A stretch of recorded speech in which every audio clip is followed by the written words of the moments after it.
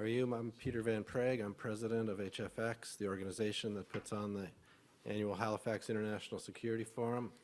I'd like to welcome you all to the 16th Halifax International Security Forum. As you all know, this is the only forum in the world that links democracy with security. And that really is what makes us unique, and that is why people travel from over 60 countries to be here. We have with us, of course, our host, Minister Blair. This year we also have Minister Joly coming with us, the Chief of Defense, and then we have guests and visitors from the United States, Congress. We've got ministers from around the world, and it's really going to be an important weekend of conversations on issues ranging from just about everything. But I want to say a couple of words now about Ukraine. For the third year running, the survival of Ukraine's democracy is on the agenda here at Halifax. And for the third year running, we are advancing the argument that every international issue is linked to Ukraine's victory over Putin's Russia. Taiwan's security, indeed all of East Asia, Israel's security and the future of the Middle East, Africa, Latin America, every international issue is directly linked to Ukraine's victory over Putin's Russia. Victory. But judging from today's reports in traditional and social media, we might be forgiven for believing that Ukraine can no longer win the war against Russian aggression. This widespread forecast is not true. It was not true when all the experts said the same thing on February 24th, 2022, the date Putin invaded, and it is not true now. This conventional narrative is all a jumble of doom and gloom, and here at Halifax this year we're going to counterspin, change this doom and gloom narrative. And so with that, it is my honor to introduce Canada's Minister of National Defence, the host for the weekend, and my friend, the Honourable Bill Blair, Canada's Minister of National Defence. Thank you very much, Peter. And it's also a great honor to be with you all here this morning. Good morning. Bonjour tout le monde. Welcome to the Halifax Forum. This forum, for the past 16 years, has served as one of the most important venues for discussions about defense and security in North America and around the world.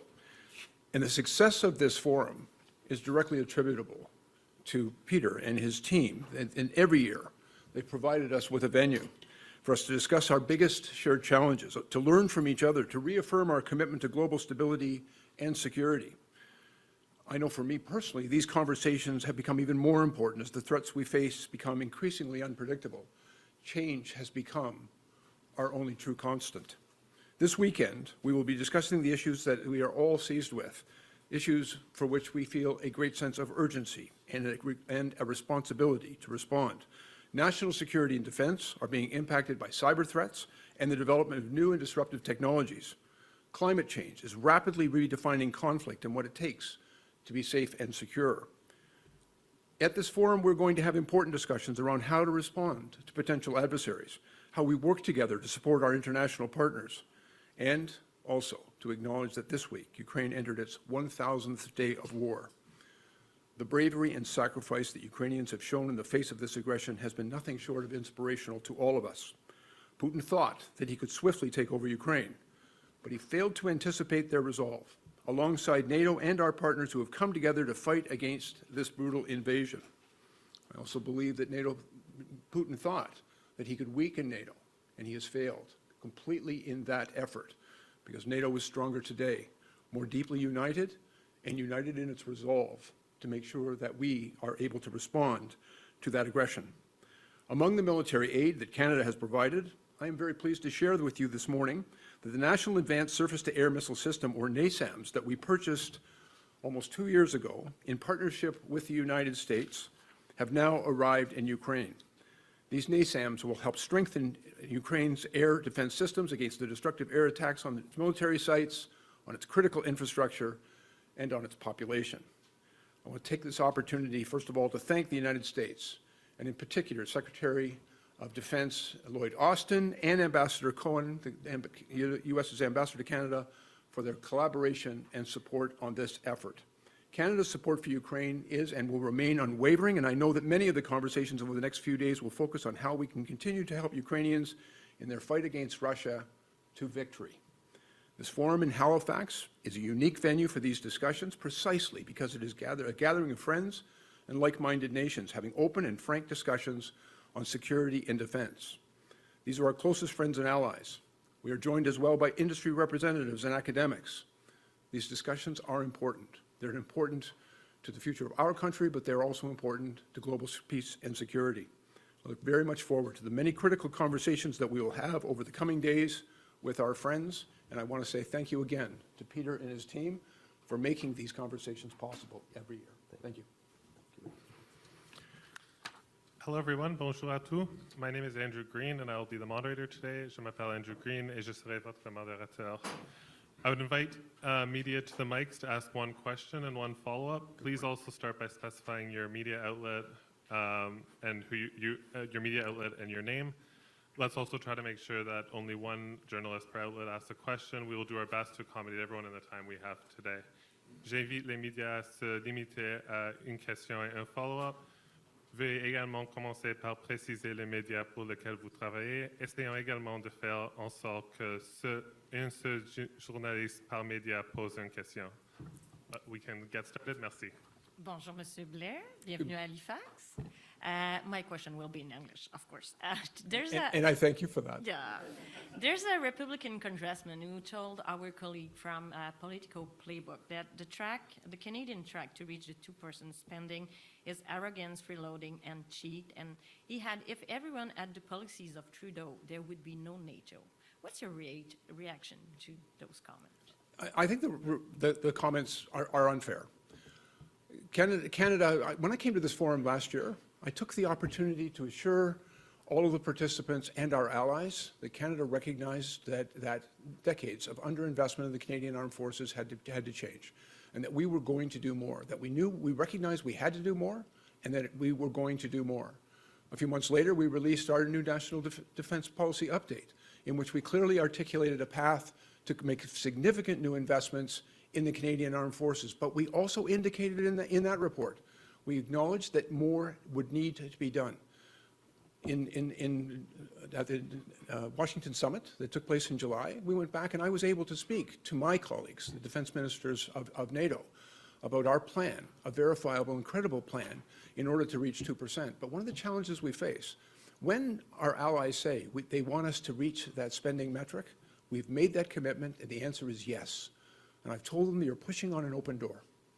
We are going to make those investments. We know that we need to do more, but it's getting there in a timely way is going to require cooperation, collaboration with our closest allies, with industry, and some really hard work by the Canadian Armed Forces. The Canadian Armed Forces has responded with a new plan for reconstitution of its personnel and the maintenance of existing equipment, and I think we've already demonstrated just in the last 2 years a real commitment to begin the important and necessary work of acquiring new platforms for the Canadian Armed Forces with planes and ships and submarines and other new technologies, new weapon systems, ammunition.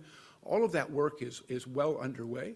And one of the benefits I'm hoping at this forum is it'll enable us to have further conversations with industry and with our allies on how we can accelerate the delivery of those programs. And is there any scenario when you can consider to speed up? I mean, maybe reach the 2% during the Trump presidency, so before 2030? I believe there are many opportunities for us to accelerate. And for example, I've already engaged in a number of conversations with some of the CEOs of the large military industrial organizations and corporations that we do business with. One of the challenges we face, and I often say to my defense minister colleagues, all of us have the same challenge, getting the money and spending the money. And spending the money well and creating really good value for our national defense, for our citizens, and for our armed forces requires that we work more collaboratively together. I believe that there are many opportunities in our future to work closely with our allies, including, of course, the United States, but also work with those large companies and small companies, with innovators and creators that are developing the weapon systems, the platforms, the equipment that our armed forces are going to need in order to accelerate and make more efficient our procurement processes and make sure that we really maximize the value of our partnerships and relationships. I'll give you just a small, quick example. We recently made a decision a little less than a year ago to go with a new multi-mission aircraft, the Poseidon P-8, which is manufactured by Boeing. A big part of our decision-making in that is it is also exactly the same platform used by our Five Eyes partners, by Norway and Germany, as well as the United States, the United Kingdom, Australia, and New Zealand. And so making sure that we work together collaboratively, I think that demonstrates a path to getting things done more quickly, more efficiently, and more effectively for our armed forces. We're going to continue with those opportunities to get the job done as quickly as possible. I mentioned in my remarks, there is a sense of urgency of what we have to do. I think we are all seized with that urgency, and we're finding ways to get this job done. It's an important job, it's a necessary job, but get it done as quickly as possible. Good morning. So, and I'll try to be shorter in my answers. Good afternoon. My name is Alessia Shevikova from Channel, Kyiv, Ukraine. First of all, we're very grateful for your support, and although the world is divided now about Ukrainian victory, we are not. Ukrainians only have one way forward to the victory, but we understand that after the war, we're going to be facing another problem, and that is landmines. 25% of the Ukrainian territory is mined, and it will take lives, it will take arable land. So I would like to ask you a question, Minister. Are there any proactive current initiatives within the government, Canadian government, and especially Ministry of Defense, taking place about the demining of Ukraine? Yes, first of all, established under the Ukraine Defense Contact Group, organization that was established under the leadership of Secretary Austin. We've established a number of coalitions within that defense contact group for Ukraine, including a demining thing, because I want to acknowledge Ukraine now, parts of Ukraine are the most heavily mined areas of any place in the world. Canada has a long history of working in demining around the world. Well, I believe that my country has a great deal to contribute. There is a very important and lively discussion taking place among all of the allies who are there to support Ukraine. The situation right now is somewhat difficult and dire because there's an ongoing conflict. But when that conflict comes to an end, then I believe the international community has a responsibility to work very closely with Ukraine to render that land safe for the future use by your citizens. Thank you very much, Minister. Yes, ma'am. Good morning, Minister. Mike Tutton from the Canadian Press. Good morning, Mike. Halifax. Is the fact that you're on the special cabinet committee that's dealing with the arrival of Trump 2.0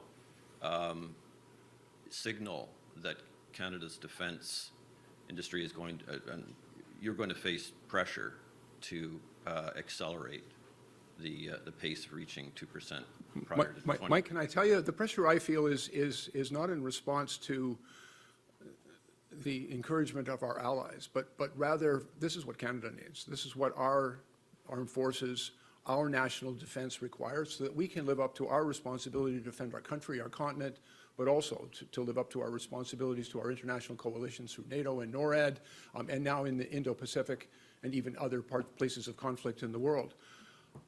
I actually believe that the work that we are undertaking now for defense, to reconstitute it, to acquire new platforms and equipment, new ships and submarines and planes, and all of those investments that we have to make is an opportunity rather than a challenge. And I think of it in terms of an opportunity to work more collaboratively with our closest friends and allies in order to get the job done. And one of the things I hope to do at this forum is to engage in conversations about how we can work more effectively together. We've got a big job to do, and I want to make sure that we get good value in those investments for Canada's investment in them.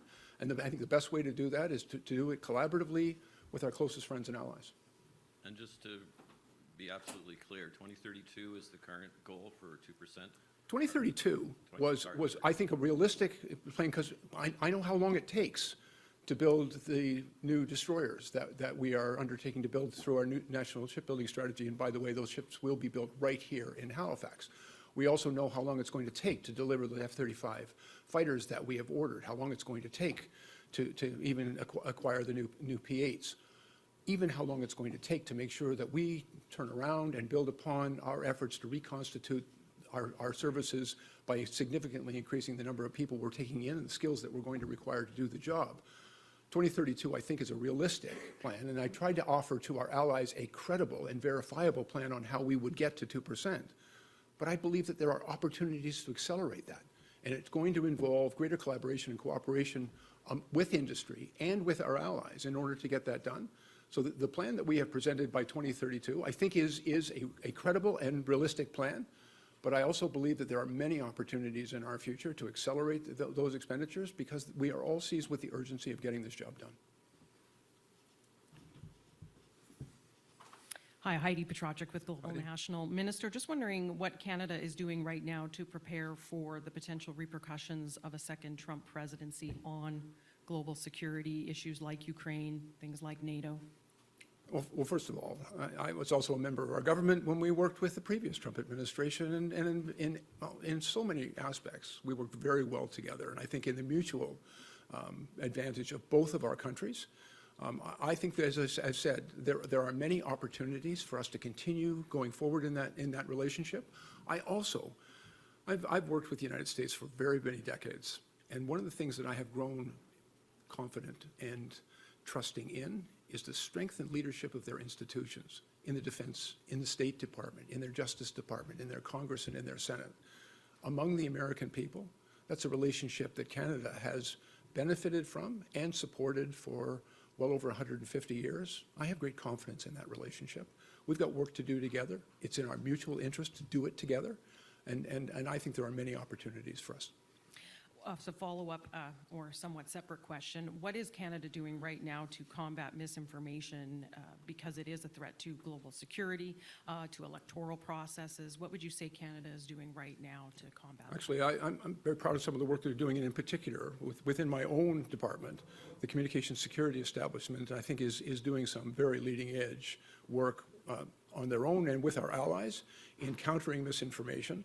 There is a constant attack on our critical infrastructure, on our institutions, on our provinces and territories, on our information systems that's being perpetrated by hostile state actors and criminal organizations around the world.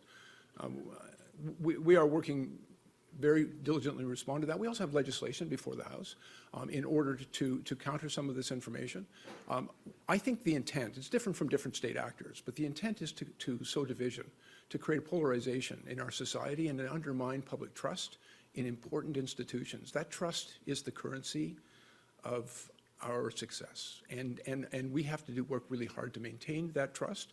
A big part of that is intervention in some of those misinformation systems that are being deployed against us. But another thing is, I think, having frank and honest conversations with Canadians. I have great trust in my fellow citizens that if we give them the right information, they'll understand when they're being misled. Good morning, Minister Hi, Blair. Justin. Hi. Justin Ling, freelance. Obviously, a lot of the conversation will be around that 2% domestic spending target. But President-elect Trump talked a lot about freeloaders and free riders around the world. I'm wondering, do you envision, based on your conversations thus far with his transition team, that Canada will be expected to step up, whether it's in NORAD, whether it's in Arctic patrolling, whether it's in Ukraine, Europe, Taiwan, the Taiwan Strait, or elsewhere? Do you have a vision for a bigger role that Canada will play with the Trump administration? And Peter, to your end, has the forum had conversations with the transition team? Have they been part of the forum this year?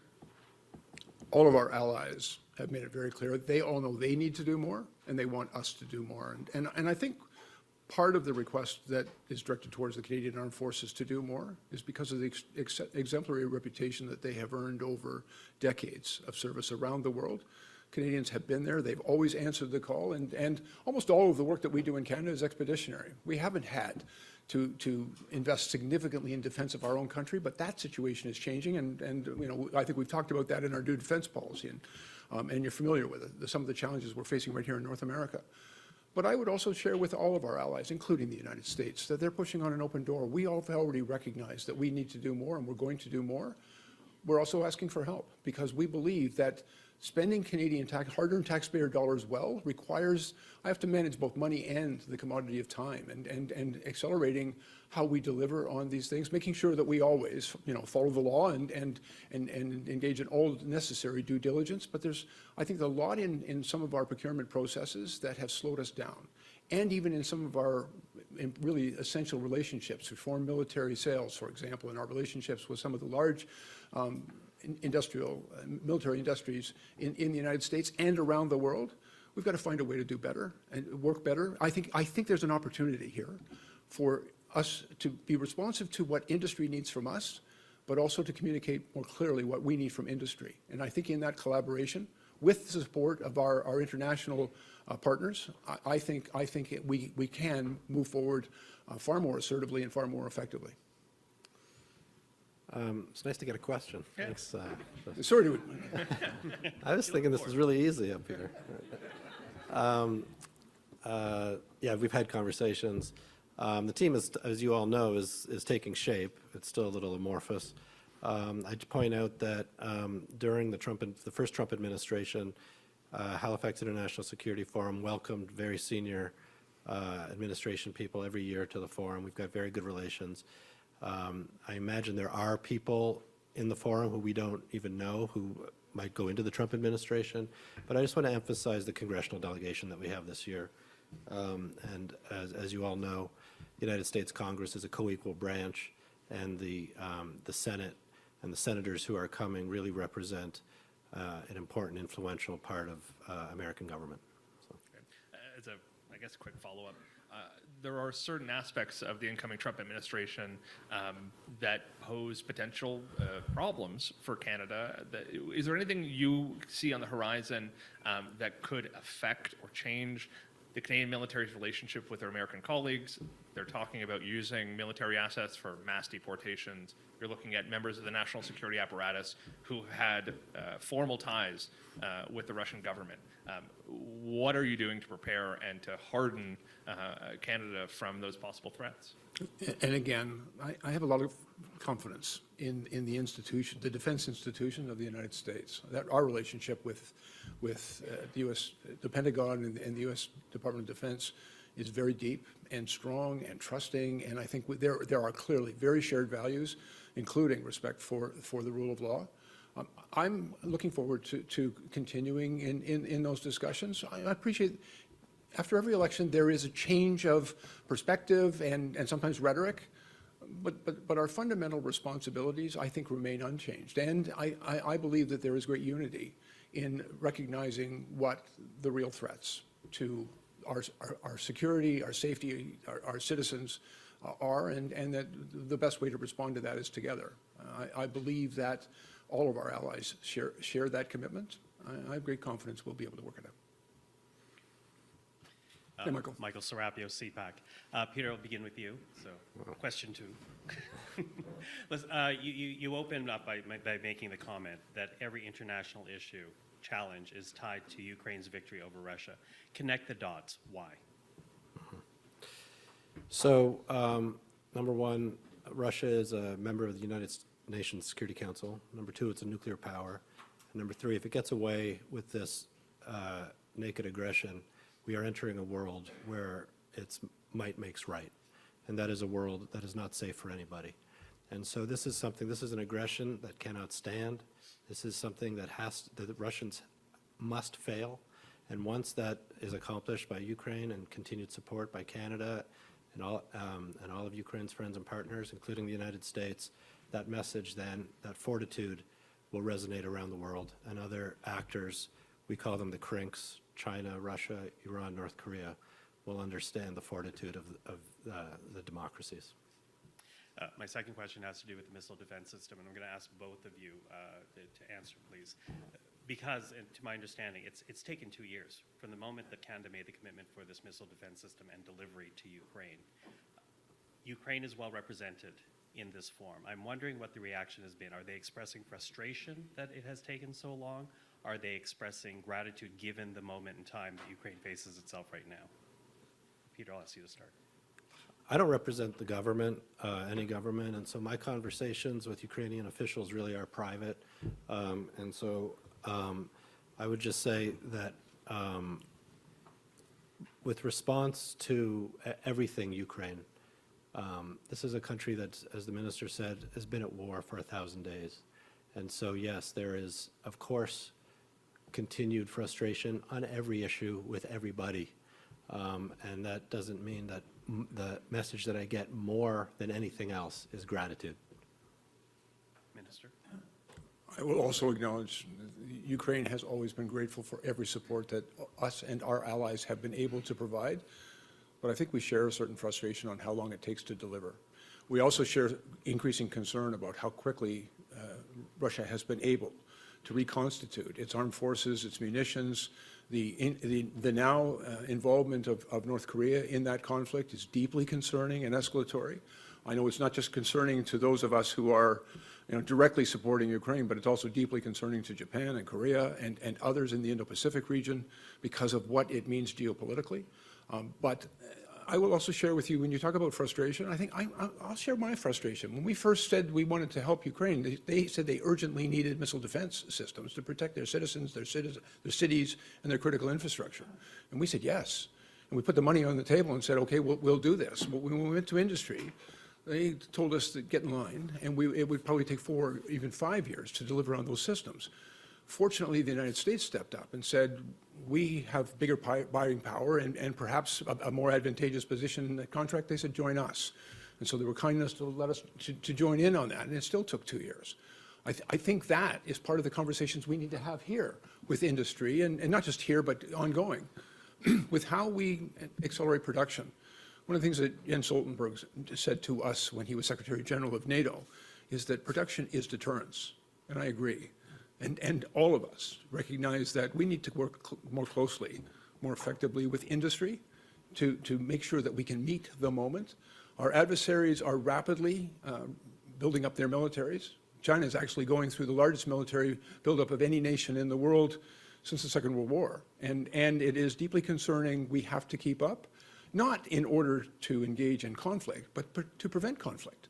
I think the best way to deter conflict is to be well prepared to respond to it. And as we sometimes say, give the porcupine a little more quills. And so that's important work that we all have to do. And so doing it together, I think, is the right way to get it done. Hi, Chris Lambie, National Post. It's a question for the Minister. Can I get your take on the Royal Canadian Navy making the decision to steer away from the anthem Heart of Oak? And do you think that will help at all with modern recruiting efforts? I'm not sure that that's the intent of the Navy. I think it's a question better put to Admiral Topshee and to his officials. It's a decision that they've undertaken. But I would also note the Royal Australian Navy also, a number of years ago, decided to come up with their own Australian naval anthem. And they've decided to do it that way. And the Heart of Oak was written in 1759. I think it is a tradition, and we're not necessarily saying we abandon all tradition, but I think the new Royal Canadian Navy has a right to choose its own path forward, and I would certainly support that. And again, I've seen people try to suggest that this is part of some other agenda. Quite frankly, I think that's nonsense. I think the Royal Canadian Navy has every right to continue to advance and modernize, and if they want to have an anthem that's appropriate for them and theirs alone, how could we say no? Do you think modernizing the anthem will help with recruiting efforts? Well, again, I will tell you, I'm really impressed with the effort that the entire armed forces is making to enhance recruiting efforts. But it's more than just getting people to come in and apply. Last year, nearly 70,000 people applied to join the Canadian Armed Forces. That's a lot of people who wanted to serve their country in uniform. I think we need to look at our processes and how we bring them on, and our security background checks, and in the medical requirements that we have of them, in ensuring that we are able to bring people in, the best people, because we need great people. But Canada's a diverse country. We need great people in the Canadian Armed Forces. And great people for us includes great women, great Indigenous candidates, great diverse Canadians are all part of what makes a great and strong Canadian Armed Forces.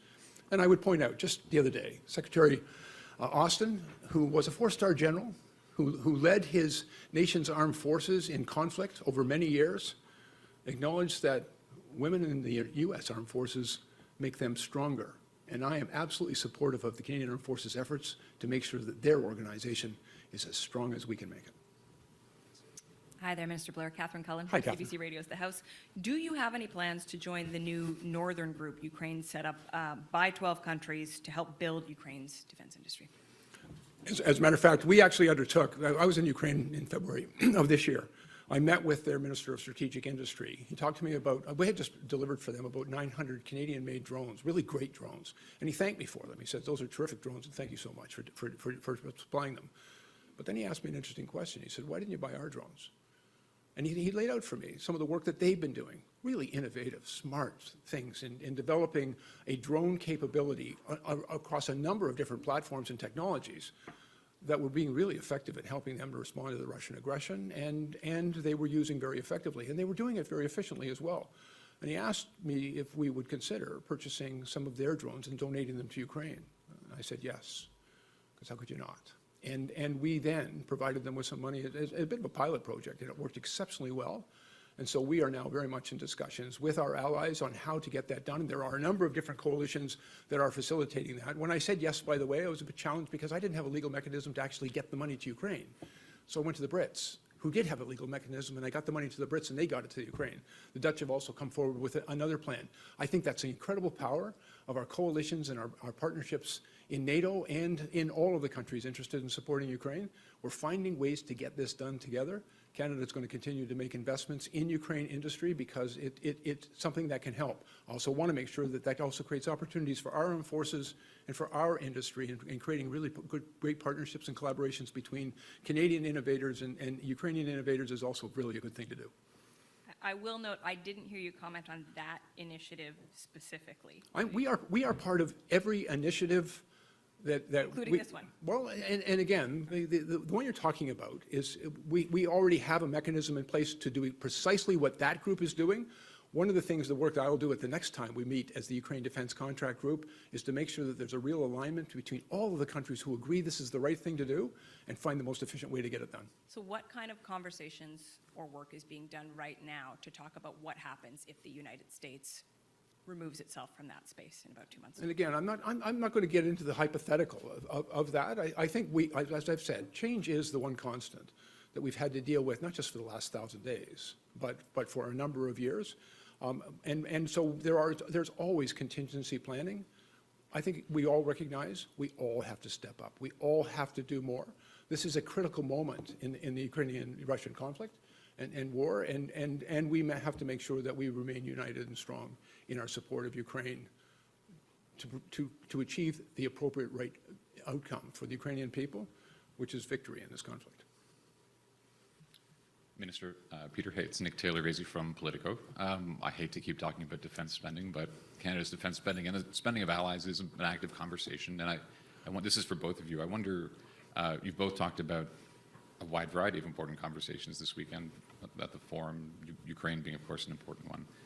I wonder how much of the bandwidth of those conversations, whether the plenary or quieter conversations with colleagues, will be scooped up by questions about Canada's defense spending. Can I suggest nobody has to argue with me that we need to spend more money? I came here last year and said we needed to spend more money. We needed to do more. We've been working tirelessly over the past 12 months to do just that. And you know, I've now got a substantial new budget. I've also got commitments from my government on the investments we have to make, and we have what we think is a timeline on when we can get that done. And so when our friends and allies in this forum and in every other conversation says we want Canada to do more, as I said, they're pushing on an open door. We agree. We're trying very hard to do that. We could use some help. And that's the conversations I'm hoping to have at this forum, to ask industry and our international partners, help Canada get this done. So I'm going to tell you, I think most of you know, I'm from here, but I live and work in Washington, D.C. And I interact with Americans in this space all day, every day. And I do think there was relief and real satisfaction with the announcements made by Canada at the end of the NATO summit in July. And I know that some of you are reporting on negative comments. There's always going to be negative comments, but the private conversations I had was that, in fact, that was a surprise. People didn't expect that. I do think Minister Blair played an incredible leadership role in that direction, and the conversations that I had with virtually all Americans was one of real satisfaction with Canada. And just a follow-up for the ministry, you've laid out several major initiatives to possibly accelerate Canada meeting that target.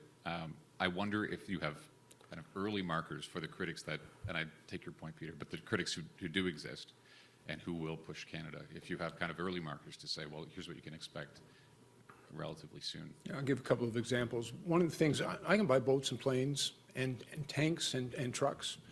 I need people. I need people to put on there, and I don't think we had presented to our allies and even to our own country a credible plan to make sure that we could get the people into the organization trained and deployed where we needed them in order to sail those ships and those submarines and fly those planes. But it's not just piloting the planes, by the way. You need a whole crew of people with extraordinary range of skills in order to keep those planes in operation. And so we've worked really hard on making sure that that's the kind of the quiet work behind the scenes. And I am very confident that the Chief of Defense and her team have come up with a very credible plan to significantly accelerate the onboarding of people. I think we demonstrated just in this past year with the commitment, and it wasn't an easy decision, by the way, to go with the P-8 as our option for the multi-mission aircraft. There was a lot of competing interest at play there, but it was the right and necessary thing to do, and I think our allies saw that our resolve to do what was required was there. As well, and in April when we came up with our new defense policy update, at the time I had no authority to move forward on underwater surveillance submarines. And so we said we were going to explore it in April, and everybody rolled their eyes and said, you're just kicking the can down the road. 2 months later, the Prime Minister announced that we were going to acquire 12 of them. 2 months after that, we went into the market with an RFI. Our Admiral has been traveling around the world, visiting shipyards. We're moving forward on that. I hope that sends a signal. We understand what needs to get done, and we're going to do it. There are also really important discussions, investments that we are making in things, in really important things for North America, but also for our Canada doing its part around the world on NORAD modernization, some of the technologies with over-the-horizon radar and over-the-polar radar. Those are big investments that are going to be made, and we've already budgeted $38.6 billion to do that. We're also making significant investments in research and development with our international partners, and the discussions even around AUKUS. And we often hear that, about AUKUS, Canada wasn't in the market for a nuclear submarine. We're looking for conventional submarines. But Canada has a great deal to contribute to other elements of the AUKUS discussion in its second pillar, because there's real expertise and innovation in Canada on AI and quantum computing and in maritime sensors and all of the things that are going to be important to the success of the AUKUS project. Canada is very much invited to those tables, and we're working hard on that. I honestly believe, as Peter has said, our allies heard us, and we have sent, not just, we're not going to be judged on our good intentions, we'll be judged on our actions, but I think we can start putting some actions on the table that we are moving resolutely forward to do what is required. Thank you. Hi, Minister. My name is Pierre Chapdelaine Domwallon. I'm with Radio Canada. Yesterday, Russia shot a intercontinental ballistic missile on Ukraine, and then Putin talked about a global conflict, the fact that Russia was ready to strike military installations in countries that authorize use of weapons against Russian infrastructure. My question is, what's your assessment of the situation, and what is Canada's answers to Putin's allegations? Well, first of all, we're always deeply concerned by any escalation in that conflict, and the use of an ICBM by Russia against Ukraine, in my opinion, is a significant and serious and concerning escalation in that conflict. And at the same time, I also recognize the actions of a bully. When a bully's victim can hit back, the bully reacts badly, as Mr. Putin is reacting badly right now. But I think that unity and strength among all of the allies who support Ukraine is the best response to that bully. Okay. And my follow-up would be, then what's your message to the next American administration? Because President Trump talked about ending the war in Ukraine in like 24 hours. So are territorial concessions like inevitable to end the war? My message to all of our allies, including the United States, that Canada will be and always remain a strong, resolute, and reliable partner in our efforts to, again, promote freedom and democracy around the world and uphold the international rules that have kept all of our countries safe. And that includes in response to a bully who believes that simply because they are might here, that they have a right to go and take someone else's territory. But about the territorial the concessions, are they inevitable? Well, again, I think that change is the constant. I've said it 3 times now here, even at this press conference. I think we have to respond to the situation as it evolves. And there are a number of really important conversations that will take place. And at the same time, I also believe that among all our allies, we remain united in support of Ukraine and in support of Ukraine's valiant fight against Russian aggression.